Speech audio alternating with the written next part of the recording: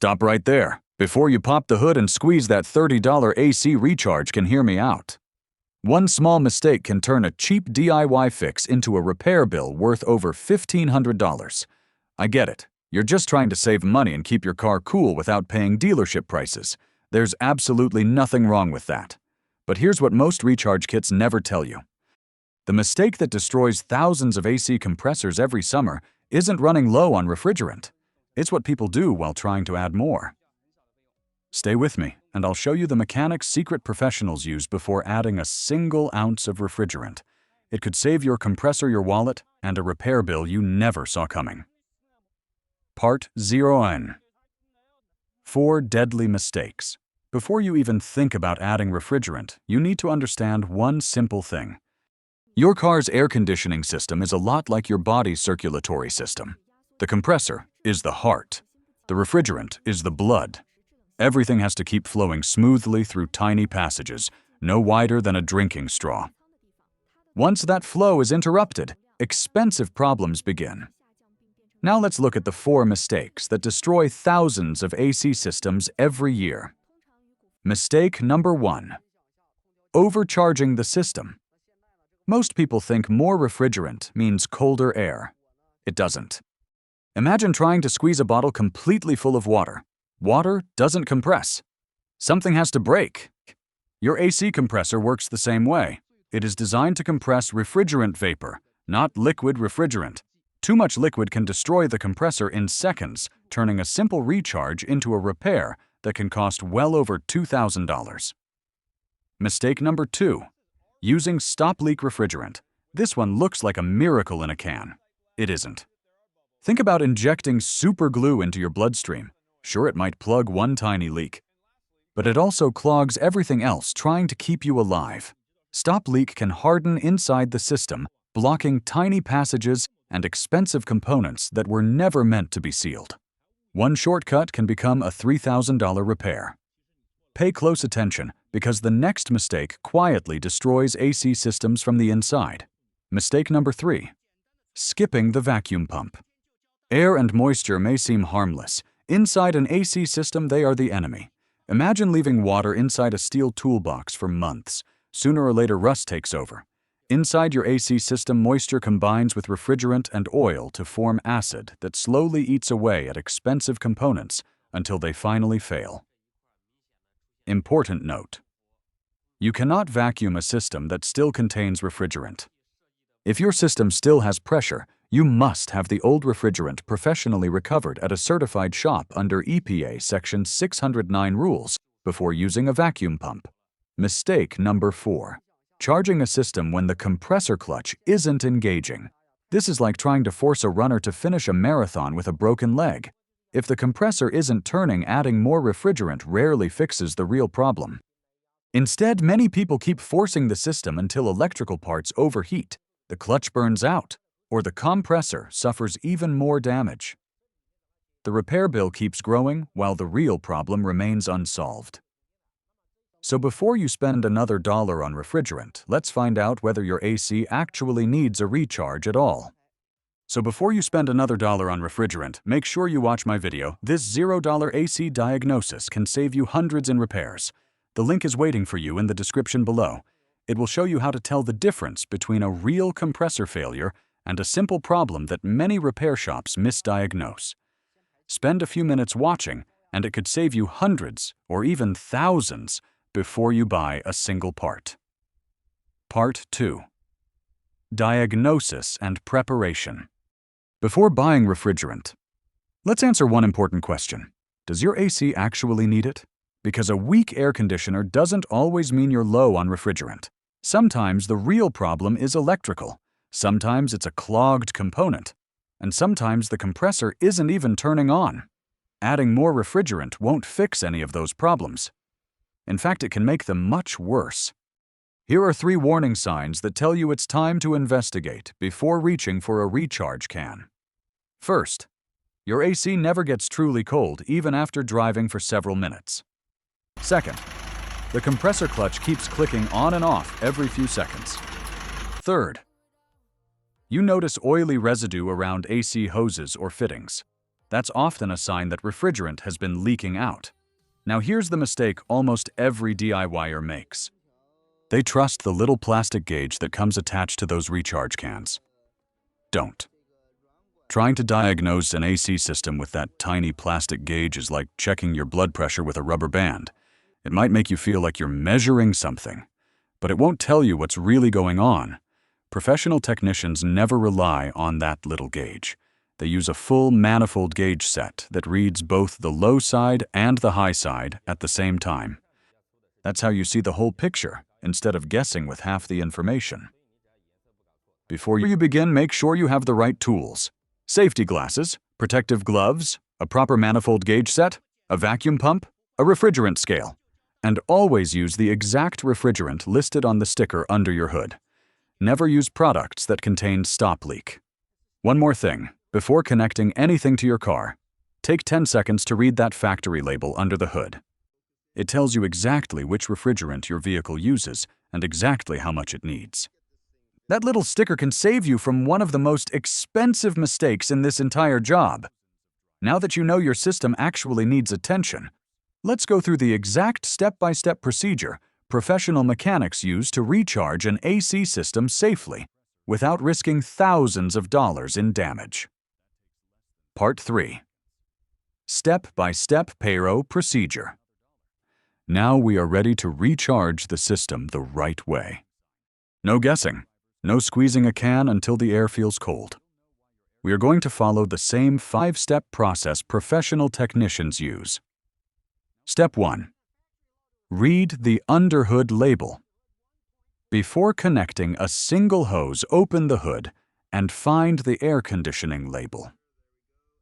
Think of this label as your car's DNA card. It tells you exactly what refrigerant the system was designed to use and exactly how much refrigerant it needs. Your vehicle may use R134A or it may use R1234YF. Never mix them. They may both cool the cabin, but they are not interchangeable. The label also gives you the correct charge weight. That number is not a suggestion. It is the recipe. Ignoring it is like baking a cake without measuring the ingredients and hoping the oven figures everything out. Write down the refrigerant type and the exact weight before moving forward. Step 2. Connect the high and low side gauges. Locate the 2 service ports. The low side is usually connected to the larger air conditioning line. The high side is normally found on the smaller line. Connect the blue hose to the low side port and the red hose to the high side port. The fittings are different sizes, so they should only connect to the correct ports. Never force a coupler. If it does not fit easily, stop and check the port again. Think of the gauges as the 2 eyes of the system. The low side shows what is happening before the compressor. The high side shows what is happening after the compressor. Watching only one side is like trying to drive with one eye closed. You may see part of the road, but you are missing half the danger. Step 3. Pull a vacuum and perform a leak check. If the system has been opened, emptied, or repaired, connect the vacuum pump and run it for 30 to 45 minutes. The goal is to remove trapped air and moisture. This is not just about making empty space for refrigerant. Moisture is the silent enemy inside an air conditioning system. Think of the vacuum pump as a giant shop vacuum pulling every drop of invisible humidity out of a sealed jar. A strong vacuum will usually reach close to 29 or 30 inches of mercury, depending on your elevation and equipment. Once the vacuum is reached, close the valves and turn off the pump. Then wait 15 to 30 minutes. Watch the gauges carefully. If the system loses vacuum, it may have a leak. Stop right there. Do not add refrigerant to a leaking system. If it holds vacuum, that's a good sign, but remember, some leaks only show up under high positive pressure. Nitrogen pressure testing or adding a UV dye is the ultimate way to catch tricky leaks. Recharging a known leak is like filling a bucket with a hole in the bottom. You are not fixing anything. You are only buying a little time while refrigerant escapes into the air. Step 4. Charge the system by weight. This is the step that separates professional work from guessing. Place the refrigerant container on a digital refrigerant scale. Connect the yellow service hose and purge the trapped air from the charging hose according to the equipment manufacturer's instructions. You do not want to push a pocket of air into the system you just spent 45 minutes evacuating. Now start the engine and set the air conditioning to maximum cooling with the blower fan on high. Add refrigerant through the low side, only following the instructions for your equipment and refrigerant. Never open the high side charging valve while the engine and compressor are running. Most importantly, watch the scale. Charge the exact weight printed on the underhood label. Not a little extra for good luck. Not until the gauge looks green. Not until the can feels empty. Charge by weight. Think of refrigerant like medicine.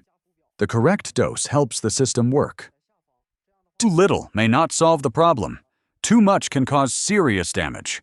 Pay close attention here. This scale is the mechanic's real secret. Pressure changes with outside temperature, engine speed, airflow, and system design.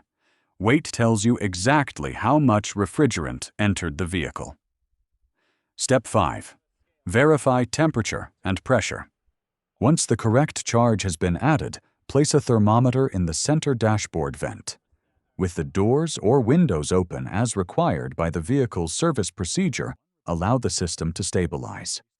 A properly working system may produce center vent temperatures around 38 to 45 degrees Fahrenheit under suitable conditions. But outside temperature and humidity matter. Do not judge the entire system from one temperature reading alone. Now check both pressure gauges. On many R134A systems, when the outside temperature is around 80 to 90 degrees Fahrenheit, the low side may read roughly 30 to 40 pounds per square inch. The high side may read roughly 150 to 225 pounds per square inch. Those are general reference ranges, not universal targets. Always compare your readings with the vehicle manufacturer's service information, because different vehicles, refrigerants, and weather conditions produce different pressures. What matters is the complete picture. Correct refrigerant weight, stable pressures, a working compressor, good airflow across the condenser, and cold air at the center vent. If all 5 checks agree, you are no longer guessing. You have verified the repair the same way a professional technician would. Part 5. But do not close the hood yet. There is one final check many DIYers forget after the system starts blowing cold. Skipping it can make a successful recharge look like a failed repair, and that is exactly what we are checking next. Part 4. The Pro Hacks and Technical Nuance. If you've made it this far, you've already learned more than most people who buy a DIY recharge kit. Now let me share 2 mechanic tricks that almost nobody talks about. These won't magically fix a broken AC system, but they will help you recharge it more safely, more accurately, and with much less frustration. Pro hack number 1. Purge the charging hose. This tiny step takes about 1 second, yet skipping it means you can accidentally push air straight into the AC system. Think about drinking through a straw. If the straw is full of air, your first sip is mostly bubbles instead of your drink. The yellow charging hose works the same way. Before charging the system, briefly purge the center hose according to your manifold gauge manufacturer's procedure. That quick burst allows refrigerant to push trapped air out of the hose before charging begins. It may seem like a tiny detail, but professional technicians know that tiny details are what separate a clean repair from future problems. Pro hack number 2. Warm the refrigerant container. As refrigerant leaves the container, the can becomes colder and colder. Eventually, pressure inside the container drops. When that happens, charging slows down dramatically. Here's the trick. Place the refrigerant container in warm water about 100 degrees Fahrenheit. Not boiling water, just comfortably warm water. Think of it like warming a bottle of honey. Cold honey barely pours. Warm honey flows much more smoothly. The same principle helps maintain pressure inside the refrigerant container, allowing refrigerant to flow more consistently into the system.